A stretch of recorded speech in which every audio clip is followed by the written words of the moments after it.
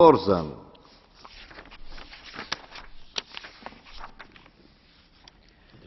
Svinjsko meso u prodaji kao govedina, lažno maslinovo ulje, pokvareno meso sa svježim deklaracijama.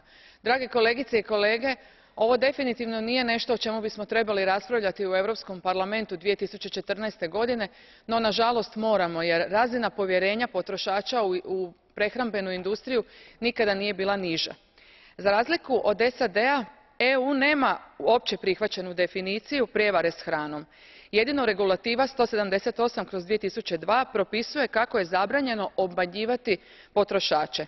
To se mora promijeniti, kazne se moraju postrožiti, a povjerenje potrošača povratiti. U definiciju prijevare s hranom obavezno moraju ući slučajevi u kojima je kvaliteta istih proizvoda različita u starim i novim državama članicama. U jedinstvenoj Europi ne smije biti niti građana, niti tržišta prvog i drugog reda. Stoga pozdravljam ovo izvješće i još jednom pozivam Europsku komisiju da se uhvati u koštac s onima koji se kockaju s našim zdravljem radi profita. Hvala. Thank you very much. Now I give the floor to Commissioner Mr. Potočnik. President, honourable members, I would like to thank the rapporteur, Ms. de Lange, and the shadow rapporteurs for their hard work in producing this report. The European Commission fully shares the view that combating food